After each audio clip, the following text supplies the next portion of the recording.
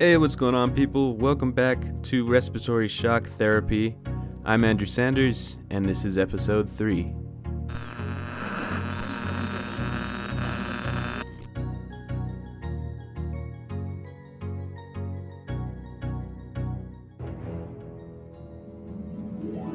Cause some training in the mail today. These nuts. Got him! Got him! A candidate registered as an independent from Iowa has the legal name of These Nuts. Almost 1 in 10 voters in North Carolina say they prefer These Nuts. Is he talented and skilled? May save the United States from whatever crisis we're in. These nuts might be our savior. That's it. Vote nuts. Vote for These Nuts. Or not?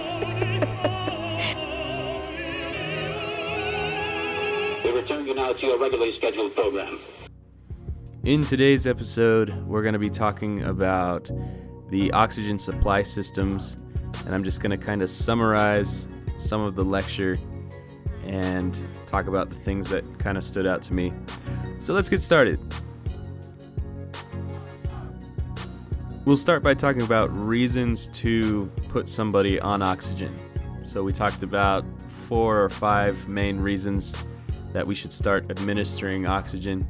Reason number 1 was if we suspect or have confirmed that the patient is hypoxemic.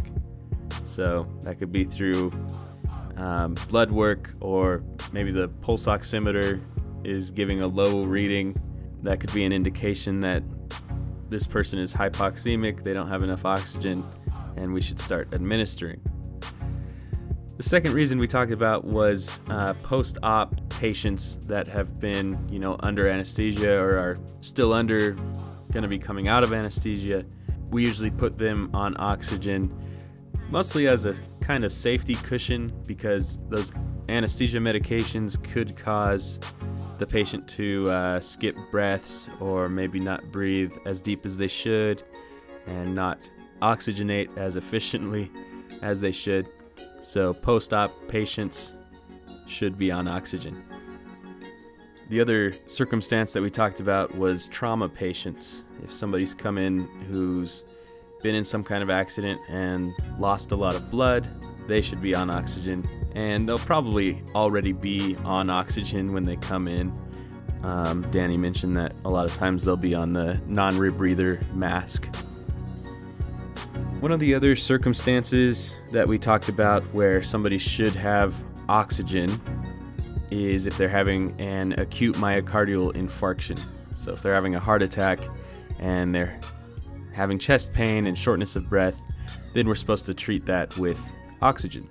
And that's from the respiratory care clinical guidelines. They say treat the shortness of breath with oxygen. And Danny mentioned some conflicting evidence that the American Heart Association came out with, saying that we should really only put them on oxygen if their saturation falls below the normal threshold, like 93%, because there is a reperfusion injury that could occur. And we didn't really go into details because in the end, we pretty much stick with the respiratory care clinical guidelines. So for the most part, we're supposed to administer oxygen and treat the shortness of breath. After that, we talked about COPD patients, and this was kind of interesting to me. It's something that we should be aware of. It's not going to happen all the time, but when you administer high flows of oxygen to a COPD patient, it could diminish their drive to breathe, and then they could go apneic. They'll stop breathing and they might lose consciousness. And Danny said it kind of freaks everyone out.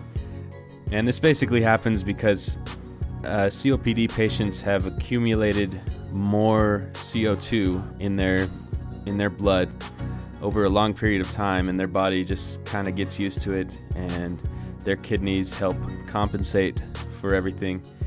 And if you administer a high flow of oxygen, all of a sudden that flushes out the CO2.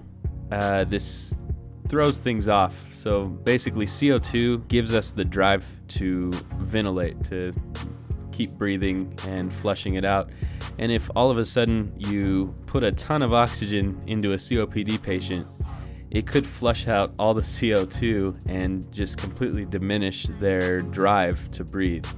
So suddenly they'll just stop breathing. And like I was saying, Danny said that it's something that isn't going to happen all the time, but it is something that we should be aware of. And we shouldn't let it stop us from administering oxygen. We just need to know that COPD patients probably don't need super high flows of oxygen. We could administer lower amounts. Okay, so those are pretty much all the reasons that we would put people on oxygen.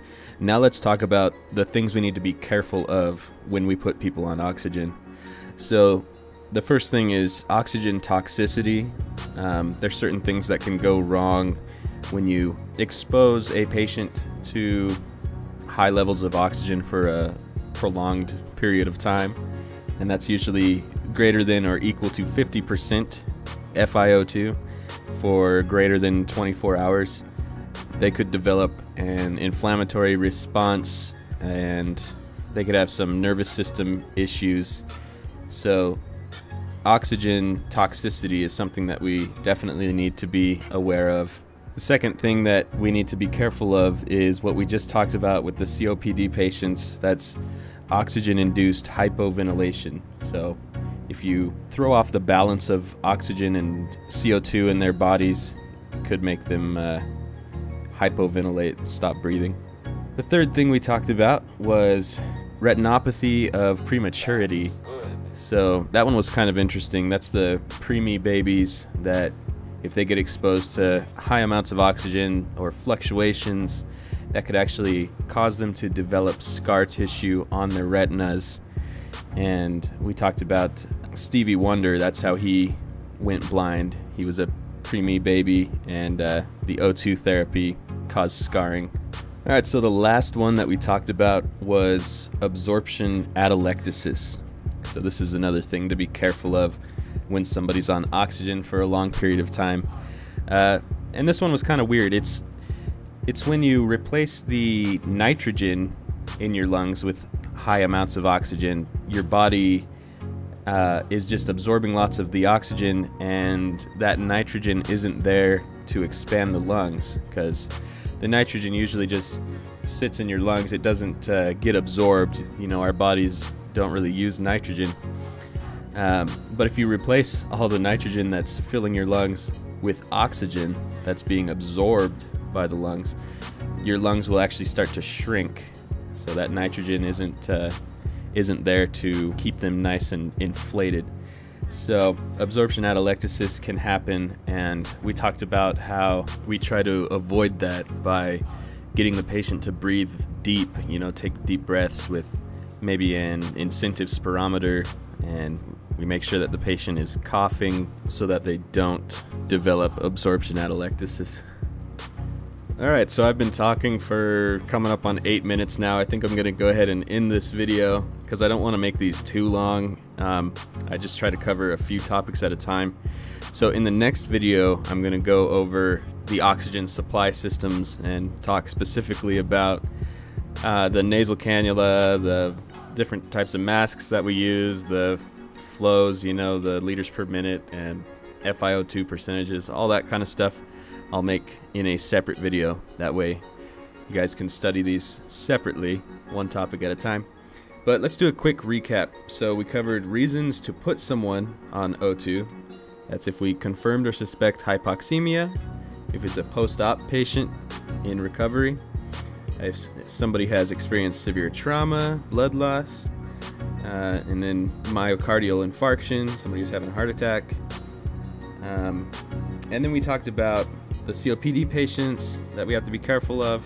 We can give them oxygen, but we have to be aware that they could develop that O2-induced hypoventilation. And along with that, the other things to be careful of is the O2 toxicity. That's if we're giving them greater than or equal to 50% FiO2 for more than 24 hours. Then we talked about the retinopathy of prematurity, and absorption atelectasis. So those were the things to be careful of. Alright, so I think that's pretty much everything I wanted to cover in this video. So as usual, thanks for watching, and keep an eye out for the next video, and I will see you guys later.